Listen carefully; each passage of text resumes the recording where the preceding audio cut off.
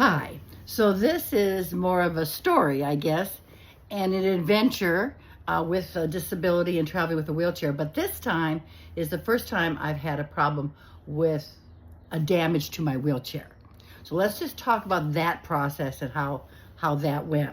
So I was coming back from Sacramento, California, to the Long Beach, California airport. Both of them are small. And I checked my wheelchair at the door of the plane, and in Sacramento, and they take it away. It was working all the way up until then, and then it was just a very short flight, an hour flight. And I get off, and of course, Long Beach is different. They don't have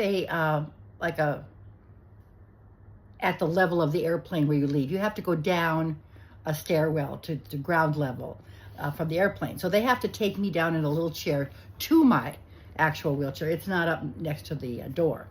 And so that happened. They had a little wheelchair, brought me down, and there was my wheelchair, and I transferred to it. And it wouldn't go from, they have to switch it to manual so they can push it around.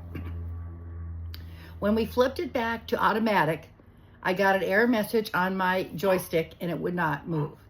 And tried it several times. And we looked at it, and it looked like when we were trying to turn the sort of two red levers, they were going forward, but when they were going back, they were not aligned perfectly. And that may have been the problem. So excuse me. So immediately, what you say is, I'd like to make a claim. That's what you say, no reason to get upset yet. And so they did. They said it was at baggage, so that's good. My baggage is there. Went there, there was an office, and there were staff there. Everything is fine. Everything is fine. And that's the process, because I'm going to have to fill out, a form.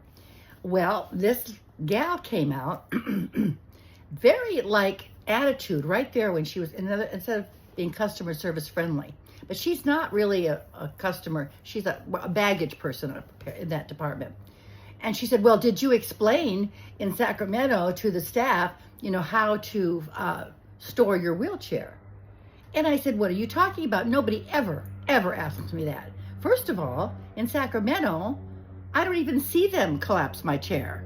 I get in, I'm gone. They take my chair away. I'm assuming they know. If they don't, they'll come and ask me.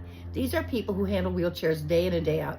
They always tell me they know how to do this. If they don't, they ask me. But it's not like I have to report to them, which is what she was sounding like. She said, well, in Long Beach we do. I said, no. I have traveled in Long Beach multiple times over the years. No one has ever asked me, how do we handle your wheelchair? Ever. Oh, yes, they do. She kept arguing with me. And I said to her, are you calling me a liar? She was just, instead of what she should have done, it says, well, ma'am, you don't make the customer wrong. You all know that when you're dealing with it. I was just telling her, I wasn't upset until she said that. And I said, wait a minute. They don't ask me. Do you think I'm lying to you about this? Never has Long Beach ever asked. Oh, yes, they do. Just like I'm telling her a bull-faced lie. So then what you do, and this is what I've told everybody, ask to speak to a crow. You can ask to speak to a supervisor, but if you say crow, it's a much more magical, but you can ask to speak to a supervisor. I did both. Well, in about 15 minutes, this lovely, they're always lovely, came up and I said, are you a supervisor or a crow? And when you say that, they kind of know that you know the lay of the land here. She said, oh, I'm a crow. A conflict resolution officer. And she said, what's the problem? And I explained it and we showed her and they were taking pictures and she said, okay. She was going to make out an incident report. So she fills out a form that it happened. Then the people at the baggage area, they get a form that they fill out that talks about what it is. It's an incident report or whatever you want to call it, or a repair form. And they asked me all these questions, filled it out, and then I signed it. And then they said, now, on this paper is a phone number, and at the bottom it was that tomorrow call that number, and they'll, and you have a way, like tonight, what are you going to do?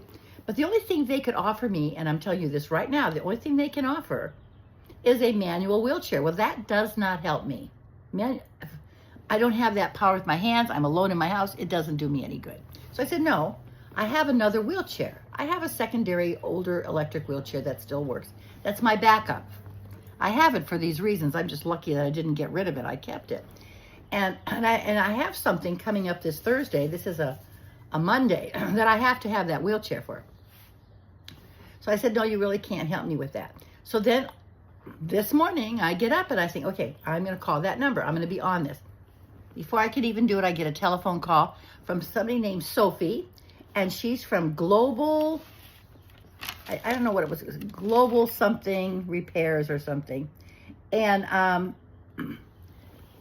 don't know the exact thing. Maybe this is just a Southwest, kind of a thing. Oh, Global Repair Group. So they probably hire a group that, or somebody that handles the repairs. Each airline might have their own. This is called Global Repair Group, and I think it's the contractors for Southwest. And she said, I'm Sophie with them, and I'd like to get some information. And I told her what was wrong. And she said, well, I'd like to have a technician come out, but they weren't going to repair it. She was making it clear. They were coming out to assess it. And then they can decide if they can repair it on the spot, order some parts, something like that. And I don't really expect that this is going to be an overnight fix. I really don't. I think the major complaints is when these things happen is people are left with no chair at all, and it takes months for something to happen. Well, this didn't take months because they got to me this morning. And she said, do we need to get you a wheelchair? I said, well, the only thing you're offering me is a manual wheelchair, of which I have. They're worthless to me. I can't use a man. I'm alone. I don't have arms that can even do anything with it. So no, it doesn't help me. She said, well, we do have a way of reaching out to see if we can get you a motorized one if you need it. And I said, well, right now, I don't think I do. I think my other chair is working. I'll go and check it. I'm not going to lie and make them do that if I don't have to. There's no reason to do that. They were being charming. She was being lovely. And so, sure enough, she gives me a call back just 5 minutes ago. She said, I've got the technician's number. They're going to call you to set up. I said I can either meet them tomorrow, which is Wednesday, or Friday. That's my only 2 days because they were going to do it within this week. So then what I need to find out when they do that is how long are they going to take it away for and what's going to be the next step. So stay tuned for that because I don't know what that's going to be yet. But that's your process. You always say, I want to make a report. And look at your chair when you get it. When you get off, look at your chair. Don't just assume nothing happened to it. It could have a great big dent in it or something. And when you get on it, they check it to make sure that doesn't have any of that. Because, we want to be honest here. I don't want to accuse them of something they didn't really do. This is not we don't want to make it worse for the disabled. We want to be honest when we're dealing with them. So this, obviously, my chair worked till I got there. Now it doesn't work. It probably just got dinged or banged, or when they flipped it and it's just out of alignment and just needs to be put back into alignment. So let's see how that goes. But like I said, so far, everything's been good.